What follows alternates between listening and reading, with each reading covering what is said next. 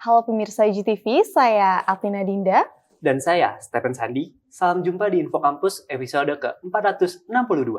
Ya, seperti biasa, Info Kampus akan menyajikan informasi aktual dari berbagai kegiatan di kampus Universitas Gunadarma. Nah, betul sekali Adnin. Informasi yang kami rangkum mencakup kampus Depok, kampus Kalimalang, kampus Cakung, kampus Karawaci, dan kampus Cengkareng Universitas Gunadarma.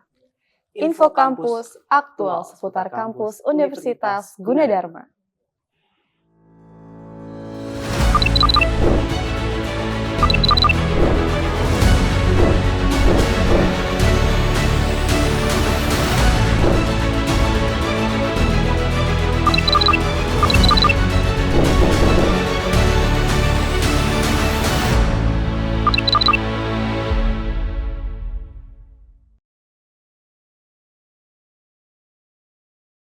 Pemirsa IGTV, pada 18 Februari 2025, Universitas Gunadarma menyelenggarakan kegiatan talk show Imlek Sastra Tiongkok dengan tema The Beauty of Chinese Art and Culture, Imlek Zaman Sekarang, Tradisi yang Terus Hidup.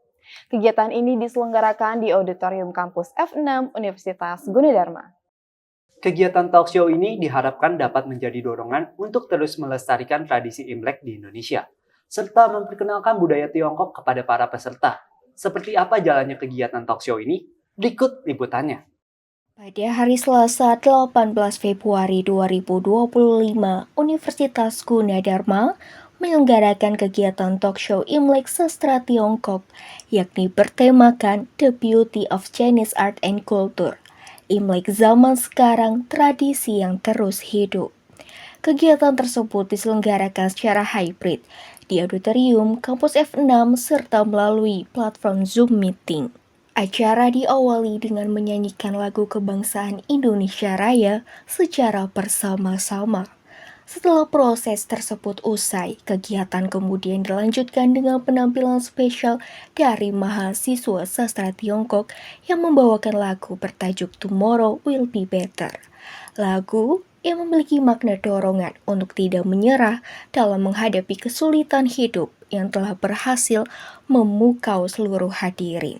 Kemudian kegiatan dilanjutkan dengan pemaparan laporan kegiatan yang disampaikan oleh Ketua Panitia Acara yang juga menjabat sebagai Kaprodi Sastra Tiongkok Universitas Gunadarma, yakni Dr. Tri Wahyu Retnoningsih. Dalam paparannya, beliau menyampaikan terkait gambaran umum dalam acara tersebut.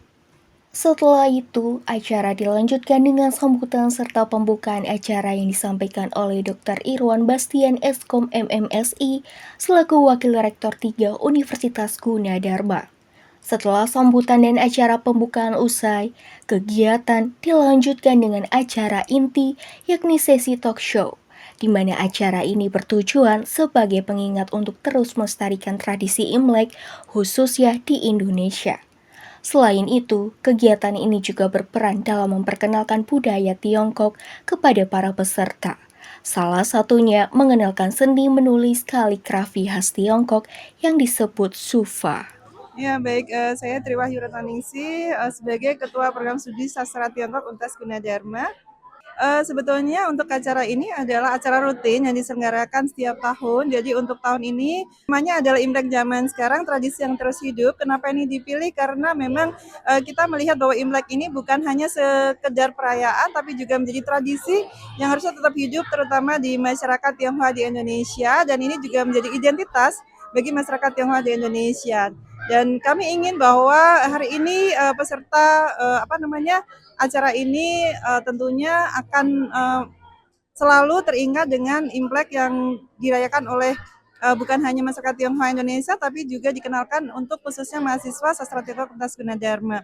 Dan kami melihat bahwa semua audiens ya atau peserta yang hadir pada hari ini tuh sangat antusias karena kita juga menampilkan bukan hanya lagu-lagu tapi juga mengenalkan budaya, minum teh, kemudian ada juga tadi Sufa. Sufa itu adalah sebuah kaligrafi bahasa Mandarin yang tentunya ini wajib dipelajari oleh semua mahasiswa karena akan melatih bagaimana ketelitian, bagaimana emosi itu harus diatur pada saat kita menulis atau mengguratkan kuas kita ke dalam kertas. Tentunya harapan saya semua peserta untuk acara hari ini bisa mendapat pengetahuan, mendapat wawasan, dan bahkan mendapatkan pengalaman yang sangat berharga sehingga nanti bisa disebarkan ke lingkungan sekitar bahwa Imlek ini bukan hanya sebagai perayaan masyarakat Tionghoa tapi juga pemertahanan tradisi dan juga identitas masyarakat Tionghoa yang harus hidup hingga saat ini di Indonesia. Terima kasih. Kegiatan talkshow tersebut dimoderatori oleh Ferianto MTC SOL selaku dosen program studi sastra Tiongkok Universitas Gunadarma. Talkshow ini sendiri diisi oleh 2 narasumber yang inspiratif dan tentunya kompeten dalam bidangnya, yakni Iwan Santosa SH selaku jurnalis Kompas pemerhati budaya Tionghoa, serta Hasan Esos MPD, dosen dan praktisi budaya Tiongkok UNJ. Dalam sesi talk show, kedua narasumber membahas terkait perkembangan berbagai tradisi yang unik dalam perayaan Imlek yang masih terus dilestarikan hingga saat ini, terutama di Indonesia, di mana salah satunya yakni tradisi masyarakat Tionghoa Betawi yang masih membeli dan menyajikan ikan bandeng saat perayaan Imlek, karena ikan menjadi simbol keberuntungan sehingga dihidangkan sebagai menu khas tahun baru Imlek.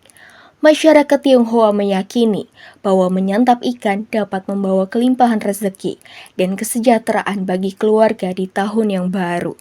Selain itu, para narasumber juga mengulas berbagai tradisi perayaan Imlek lainnya yang masih terus berkembang hingga saat ini di berbagai negara. Mereka membahas bagaimana setiap negara memiliki cara yang unik dalam merayakan Imlek. Setelah sesi talk show, acara dilanjutkan dengan sesi tanya-jawab interaktif antara narasumber dengan para peserta. Di satu sisi, Hasan sebagai narasumber juga menyampaikan berbagai tips tentang bagaimana melestarikan nilai-nilai dalam tradisi perayaan Imlek, khususnya di kalangan generasi muda agar tetap relevan.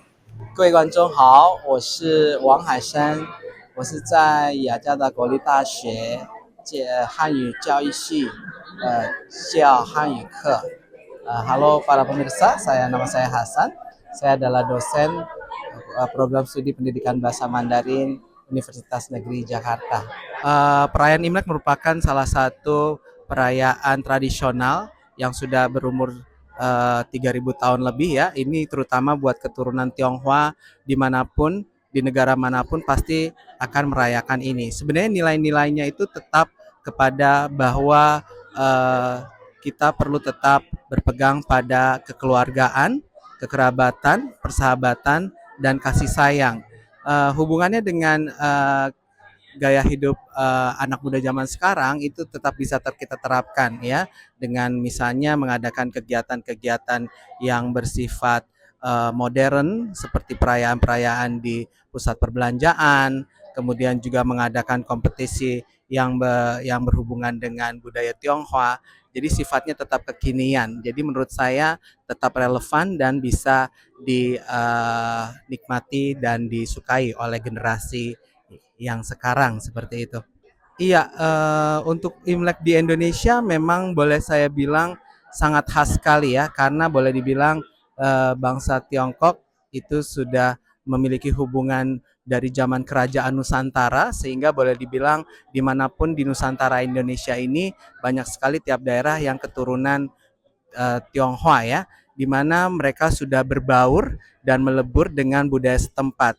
Ya, perayaan Imlek pun akhirnya menyerap kebudayaan setempat dan akhirnya mereka berkolaborasi ya, mengadakan kegiatan-kegiatan yang sifatnya tidak hanya untuk keturunan Tionghoa saja, tetapi juga ikut dirayakan oleh warga setempat.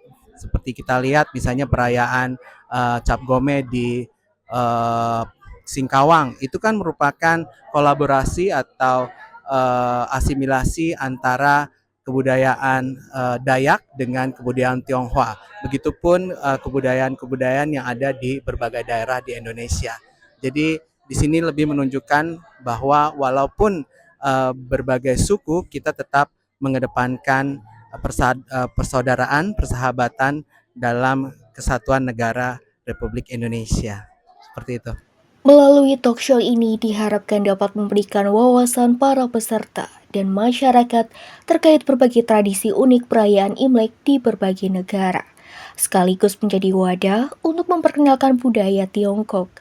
Dengan demikian, mereka dapat lebih memahami dan mengapresiasi kekayaan tradisi dan budaya yang telah diwariskan secara turun-menurun. Sebagai penutup, acara diakhiri dengan penyerahan sertifikat penghargaan kepada narasumber dan sesi foto bersama. Demikian laporan yang dapat saya sampaikan. Saya Aprilia Ajeng Rahayu, beserta tim Info Kampus yang bertugas, kembali ke studio. Baik pemirsa, Info Kampus akan segera kembali dengan info lainnya setelah pesan-pesan berikut ini.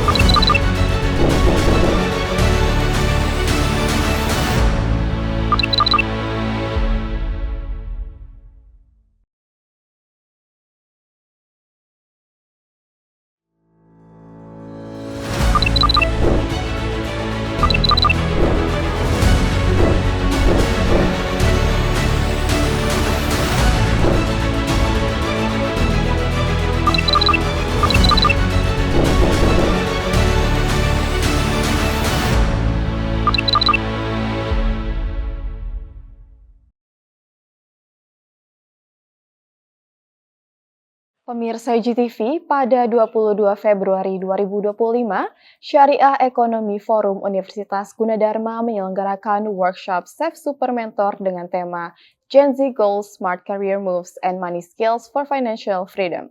Kegiatan ini diselenggarakan di Auditorium Kampus D, Universitas Gunadarma.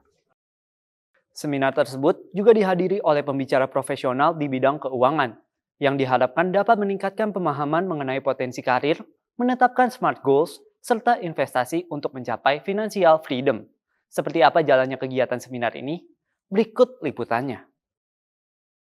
Syariah Economic Forum atau SEF Universitas Gunadarma mengadakan workshop SEF Super Mentor, yakni kegiatan seminar yang dihadiri oleh pembicara profesional terkait bidang keuangan. Acara ini digelar pada Sabtu 22 Februari 2025 di Auditorium Kampus D, Universitas Gunadarma Depok. Acara workshop ini rutin dilaksanakan setiap tahun dengan tema yang berbeda-beda. Pada tahun ini, SEF Super Mentor mengusung tema Gen Z Goals, Smart Career Moves, and Money Skills for Financial Freedom, dengan tujuan mengenali potensi diri, merancang strategi karir, menetapkan smart goal, serta membahas investasi untuk mencapai financial freedom. Acara SEF Super Mentor ini sendiri adalah acara rutinan kami dari Syariah Economic Forum, yang mana biasanya itu salah satu branding dari SEF juga sendiri, dan juga tujuannya adalah untuk membantu mahasiswa mengakomodir apa yang mereka butuhkan gitu. Seperti yang terjadi sekarang, kami memilih tema investasi dan juga karir, karena kami melihat bahwasanya di zaman sekarang yang relate buat para mahasiswa adalah bagaimana mempersiapkan diri setelah pasca kuliah gitu, dan juga mungkin nantinya untuk masalah investasi itu setelah ketika bekerja sudah mempunyai uangnya, baru memikirkan bagaimana mengalokasikan dana tersebut. Acara dibuka oleh MC dan dilanjutkan dengan pembacaan tilawah serta sambutan dari ketua pelaksana kegiatan. Workshop yang berlangsung 2 sesi ini dimulai sejak pukul 9 pagi hingga 3 sore. Pada sesi pertama, materi yang disampaikan berjudul Building a Brilliant Career, yang membahas cara mengenali potensi diri, merancang strategi karir, serta menetapkan smart goals untuk mencapai tujuan profesional. Dengan pembicara yang ahli di bidangnya, yakni Ahmad Maulana SE, sebagai Syariah Banking di PT KB Bukopin Syariah, Rika Aulia SE, sebagai Oracle ERP Functional Consultant Accounting and Finance di PT Tri Solution, Dedi Kamal STMM selaku Presiden Director di Nashta Group, dan pada sesi ini dimoderatori oleh Zahra Rizky Ramadanti Eskom selaku Head of HRD di Syariah Economic Forum periode 2023 dan 2024. SEF Super Mentor ini di hari ini membahas terkait untuk Gen Z menyiapkan brilliant career tepatnya, dan saya di sini menyampaikan terkait exploring opportunities dan harapan ke depannya untuk mahasiswa Gunadarma, terkhususnya mahasiswa baru tingkat 1 gitu ya, bisa membuat plan yang lebih relevan, lebih realistik, dan lebih terukur seperti itu. Agar setelah mereka graduate, harapannya karirnya itu sudah relevan dengan terutama jurusannya atau kursus-kursus atau magang yang mereka akan lakukan di kemudian hari, seperti itu. Pada sesi 2, workshop SSM ini mengusung judul Smart Money Moves From Planning to Investment yang membahas strategi keuangan cerdas dan investasi untuk mencapai financial freedom, serta mencakup dasar perencanaan keuangan dan praktik berinvestasi bersama perusahaan sekuritas. Materi ini tentunya akan disampaikan oleh narasumber yang berpengalaman, di antaranya Kemas M. Rumayyar sebagai Head of Regional Management Unit 3 BEI Market Development Division, M. Altof Syaukilah SE sebagai Equity Research Analyst Syariah Saham, dan juga representatif dari Mandiri Sekuritas. Pada sesi ini dimoderatori oleh Ahmad Zikri Fadilah SAK sebagai Accounting and Finance Staff di PT Mitra Dinamis yang utama. Untuk teman-teman yang ada di rumah, tadi telah terlaksana untuk seminar ya, untuk dari SEP Super Mentor terkait building a brilliant career, the first step for Gen Z gitu.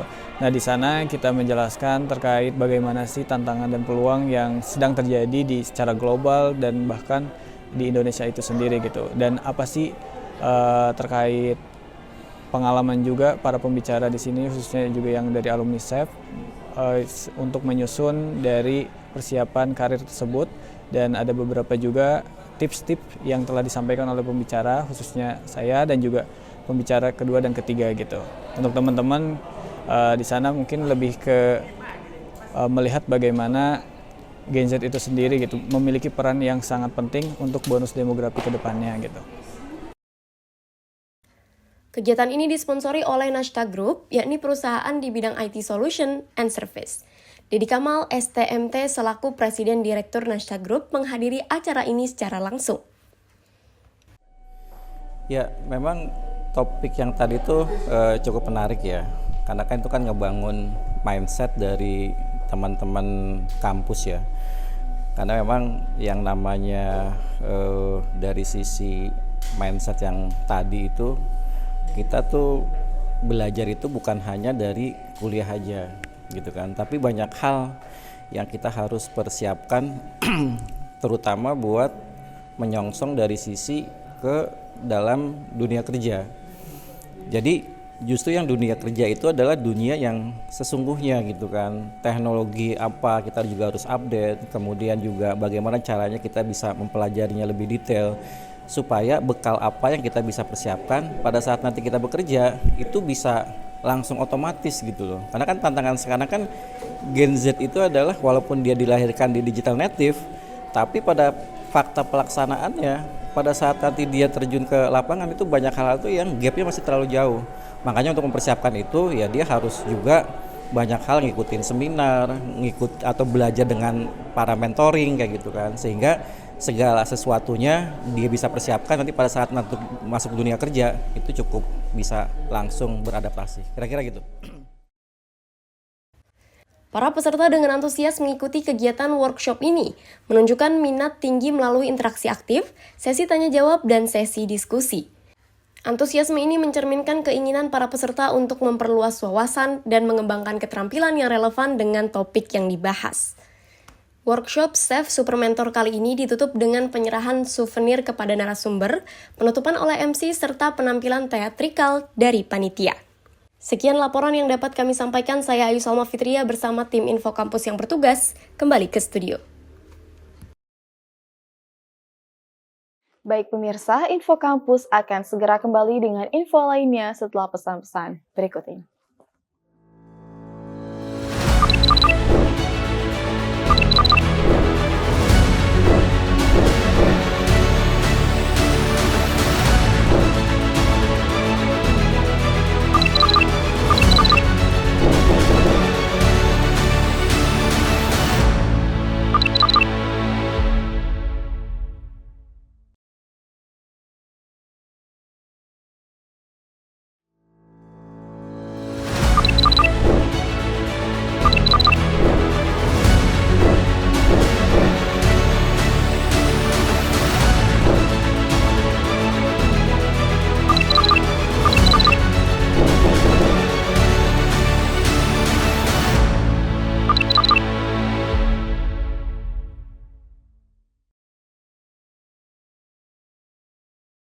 Baik pemirsa, Info Kampus akan segera kembali dengan segmen Yuji Ni Hao, segmen yang berisi informasi sosial budaya yang dikemas dalam bahasa Mandarin.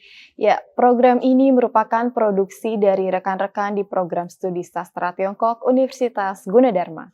Seperti apa liputannya? Mari kita saksikan bersama Yuji Ni Hao.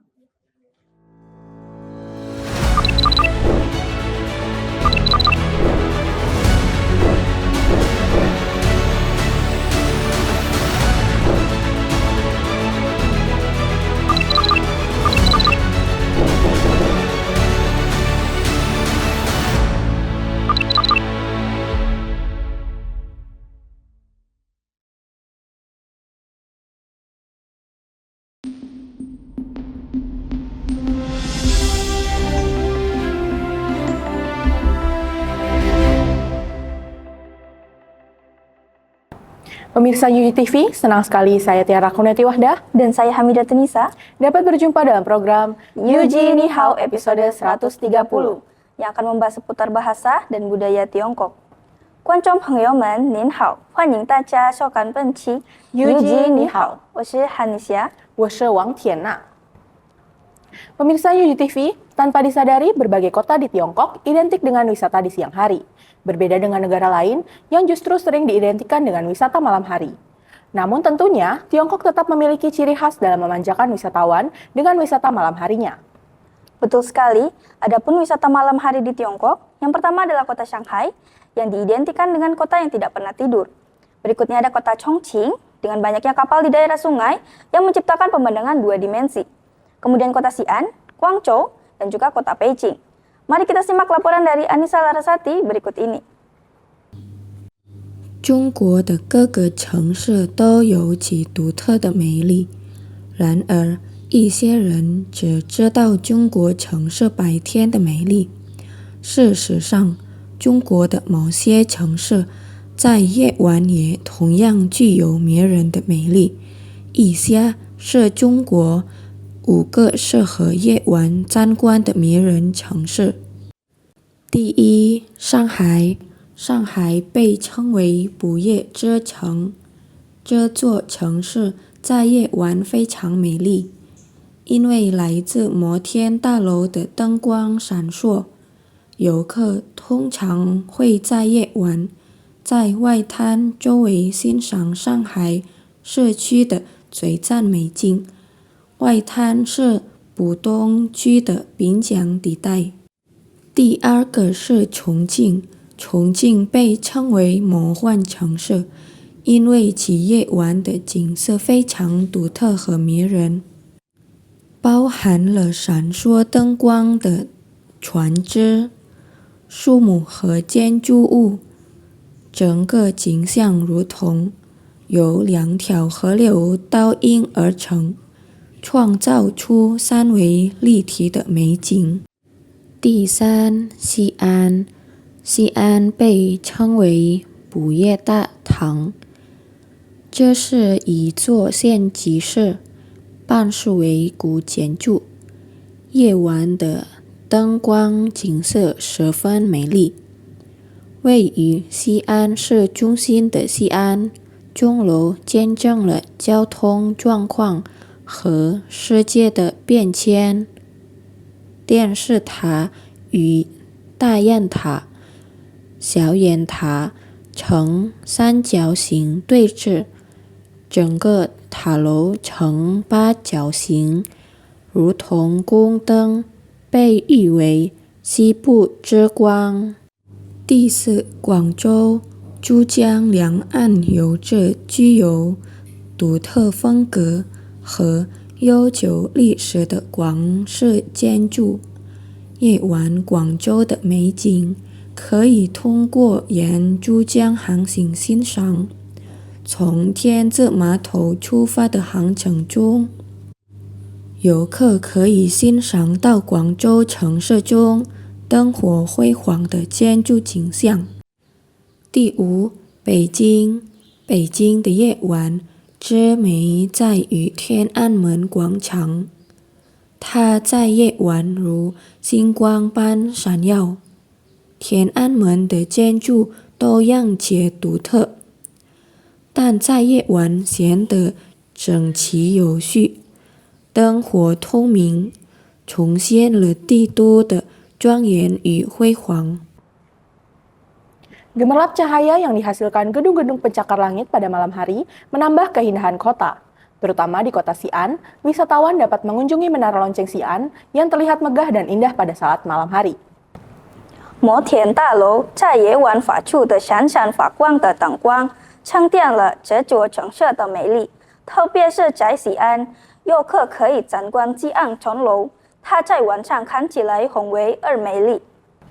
对啊，此外，像在晚上游览光州的游客可以尝试沿着珠江航行，享受广州美丽建筑的新体验。 Betul sekali. Selain itu, wisatawan yang ingin berkunjung ke Guangzhou pada malam hari dapat mencoba berlayar di sepanjang Sungai Zhujiang untuk merasakan pengalaman baru menikmati pemandangan gedung-gedung yang menyala indah di kota Guangzhou.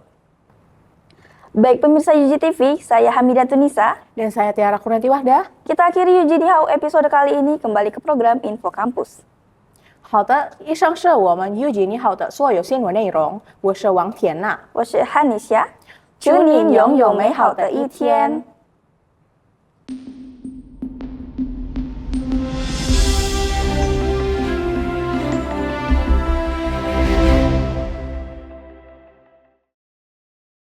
Baik pemirsa, berakhir sudah Info Kampus untuk episode ke-462.